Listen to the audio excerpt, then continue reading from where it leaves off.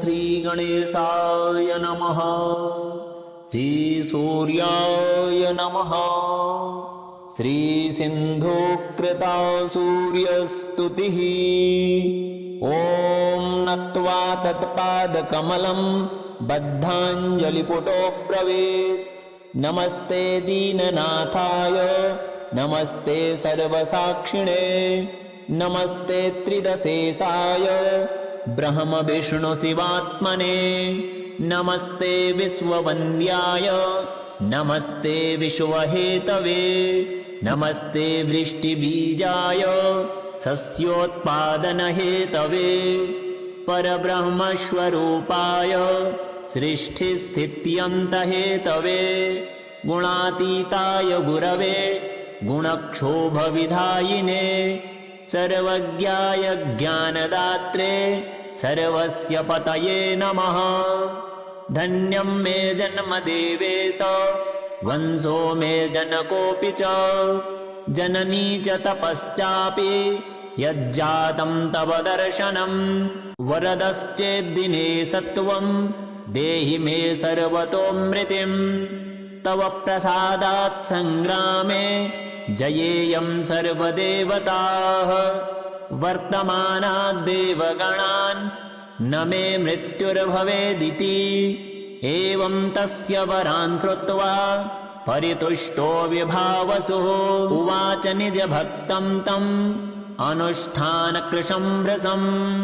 सूर्य उवाच न भयं विद्यते देव योनिभ्यो नृभ्य एव च न तीर्यग्भ्यो न नागेभ्यो न दिवाननिशि क्वचिद् नो सह कालेन सन्ध्यायां मम वाक्याद्भविष्यति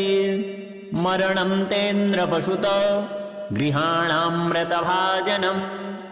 इदं यावत् कण्ठगतं तावन्मृत्युर्न ते भवेत् निष्कासयेदिदं यस्ते तस्मान् मृत्युर्भविष्यति देवो यवतरेत् कोऽपि धुन्वन् केशाग्रतो दिवं यस्याङ्गुष्ठनखाग्रे स्युर्ब्रह्माण्डानां हि कोटयः स त्वं हनिष्यति विभुरन्यास्मादभयं तव मद्वरस्य प्रसादेन सर्वं तृणमयं तव। ॐ नत्वा तत्पादकमलं बद्धाञ्जलिपुटो ब्रवीत्। नमस्ते दीननाथाय नमस्ते सर्वसाक्षिणे नमस्ते त्रिदशेशाय ब्रह्म विष्णु शिवात्मने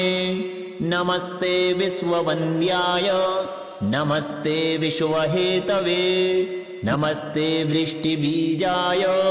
सस्योत्पादनहेतवे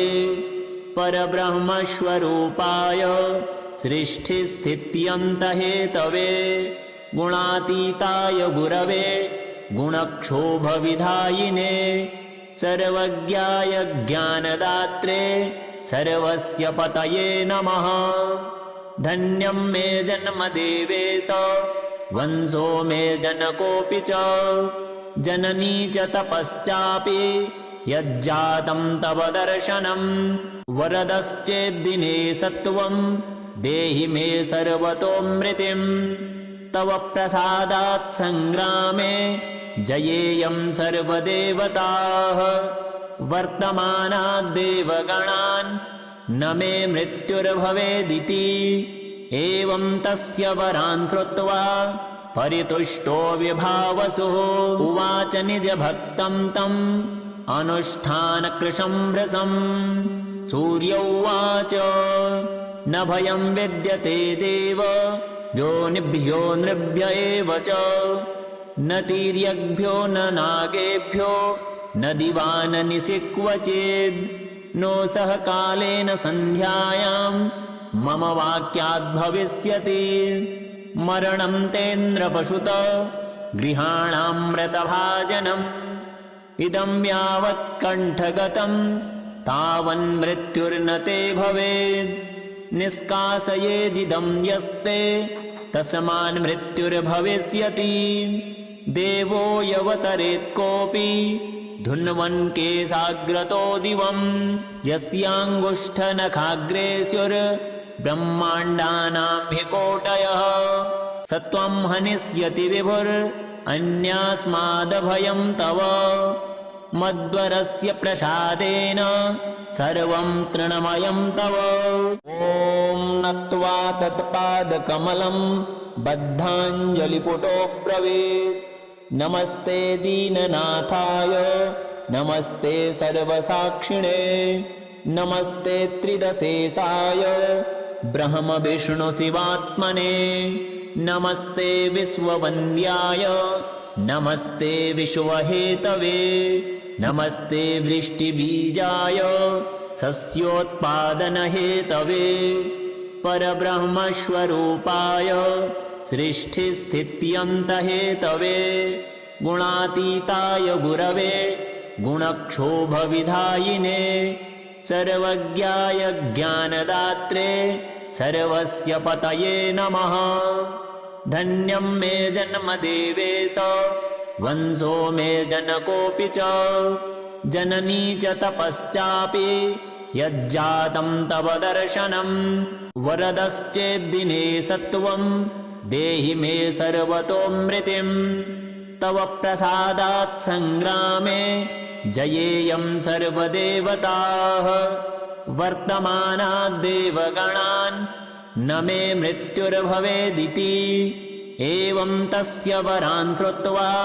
परितुष्टो विभावसुः उवाच निजभक्तं तम् अनुष्ठानकृशं भृशं सूर्य उवाच न भयं विद्यते देव योनिभ्यो नृभ्य एव च न तीर्यग्भ्यो न नागेभ्यो न दिवाननिशि क्वचिद् नो सह कालेन सन्ध्यायां मम वाक्याद्भविष्यति मरणं तेन्द्रपशुत गृहाणामृतभाजनम् इदं यावत् कण्ठगतं तावन्मृत्युर्न ते भवेत् निष्कासयेदिदं यस्ते तस्मान् मृत्युर्भविष्यति देवो यवतरेत् कोऽपि धुन्वन् केशाग्रतो दिवम् यस्याङ्गुष्ठनखाग्रे स्युर्ब्रह्माण्डानां हि कोटयः स त्वं हनिष्यति विभुरन्यास्मादभयं तव मद्वरस्य प्रसादेन सर्वं तृणमयं तव। ॐ नत्वा तत्पादकमलं बद्धाञ्जलिपुटो ब्रवीत् नमस्ते दीननाथाय नमस्ते सर्वसाक्षिणे नमस्ते त्रिदशेषाय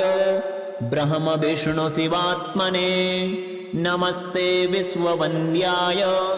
नमस्ते विश्वहेतवे नमस्ते वृष्टिबीजाय सस्योत्पादनहेतवे परब्रह्मस्वरूपाय सृष्टिस्थित्यन्तहेतवे गुणातीताय गुरवे गुणक्षोभविधायिने सर्वज्ञाय ज्ञानदात्रे सर्वस्य पतये नमः। धन्यं मे जन्म देवेश वंशो मे जनकोऽपि च जननी च तपश्चापि यज्जातं तव दर्शनं वरदश्चेद्दिने सत्वं देहि मे सर्वतोऽमृतिं तव प्रसादात् संग्रामे जयेयं सर्वदेवताः वर्तमानाद् देवगणान् न मे मृत्युर्भवेदिति एवं तस्य वरान् श्रुत्वा परितुष्टो विभावसुः उवाच निजभक्तं तम् अनुष्ठानकृशं भृशं सूर्य उवाच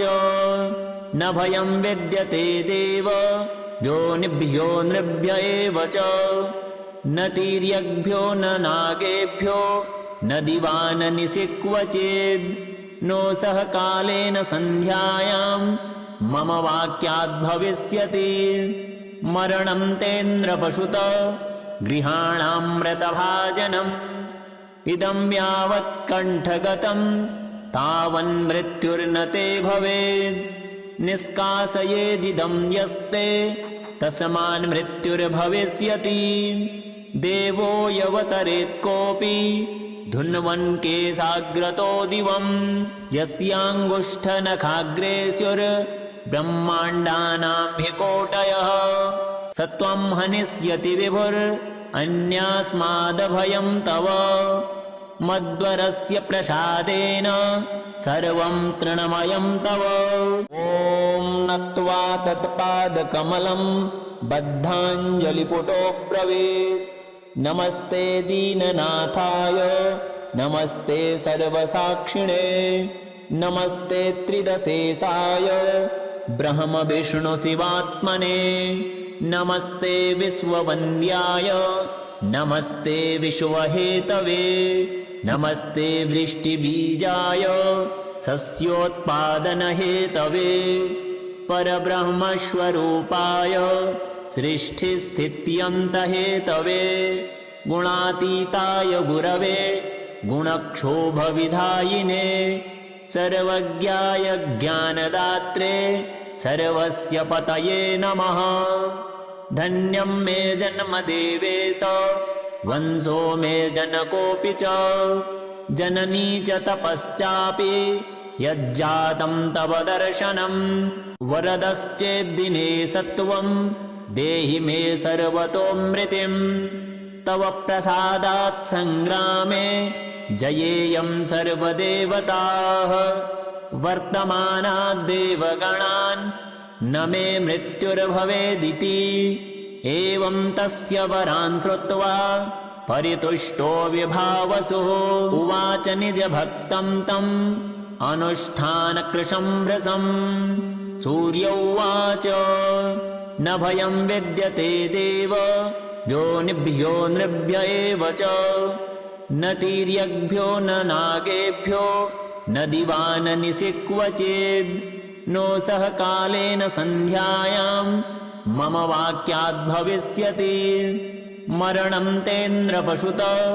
गृहाणामृतभाजनम् इदं यावत् कण्ठगतं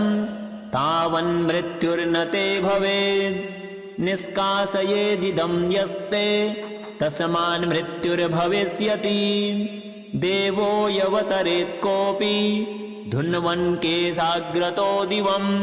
यस्याङ्गुष्ठनखाग्रे स्युर्ब्रह्माण्डानां हि कोटयः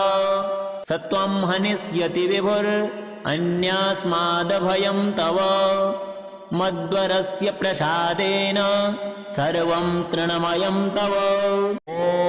नत्वा तत्पादकमलं बद्धाञ्जलिपुटो ब्रवीत् नमस्ते दीननाथाय नमस्ते सर्वसाक्षिणे नमस्ते त्रिदशेषाय ब्रह्म विष्णु शिवात्मने नमस्ते विश्ववन्द्याय नमस्ते विश्वहेतवे नमस्ते वृष्टिबीजाय सस्योत्पादनहेतवे परब्रह्मस्वरूपाय सृष्टिस्थित्यन्तहेतवे गुणातीताय गुरवे गुणक्षोभविधायिने सर्वज्ञाय ज्ञानदात्रे सर्वस्य पतये नमः। धन्यं मे जन्म देवेश वंशो मे जनकोऽपि च जननी च तपश्चापि यज्जातं तव दर्शनं वरदश्चेद्दिने सत्वं देहि मे सर्वतोऽमृतिं तव प्रसादात् संग्रामे जयेयं सर्वदेवताः वर्तमानाद् देवगणान् न मे मृत्युर्भवेदिति एवं तस्य वरान् श्रुत्वा परितुष्टो विभावसुः उवाच निजभक्तं तम् अनुष्ठानकृशं भृशम् सूर्य उवाच न भयं विद्यते देव योनिभ्यो नृभ्य एव च न तीर्यग्भ्यो न नागेभ्यो न दिवाननिशि क्वचिद् नो सह कालेन सन्ध्यायां मम वाक्याद्भविष्यति मरणं तेन्द्रपशुत गृहाणामृतभाजनम् इदं यावत् कण्ठगतं तावन्मृत्युर्न ते भवेत् निष्कासयेदिदं यस्ते तस्मान् मृत्युर्भविष्यति देवो यवतरेत् कोऽपि धुन्वन् केशाग्रतो दिवम् यस्याङ्गुष्ठनखाग्रे स्युर्ब्रह्माण्डानां हि कोटयः स त्वं हनिष्यति विभुरन्यास्मादभयं तव मद्वरस्य प्रसादेन सर्वं तृणमयं तव ॐ नत्वा तत्पादकमलं बद्धाञ्जलिपुटो ब्रवीत् नमस्ते दीननाथाय नमस्ते सर्वसाक्षिणे नमस्ते त्रिदशेषाय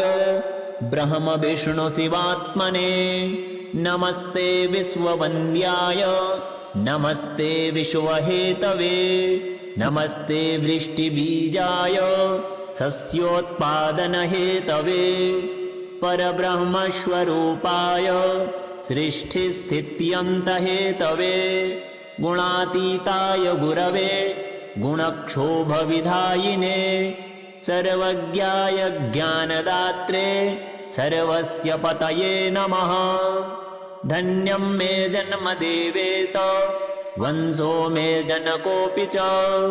जननी च तपश्चापि यज्जातं तव दर्शनं वरदश्चेद्दिने सत्वं देहि मे सर्वतोऽमृतिं तव प्रसादात् सङ्ग्रामे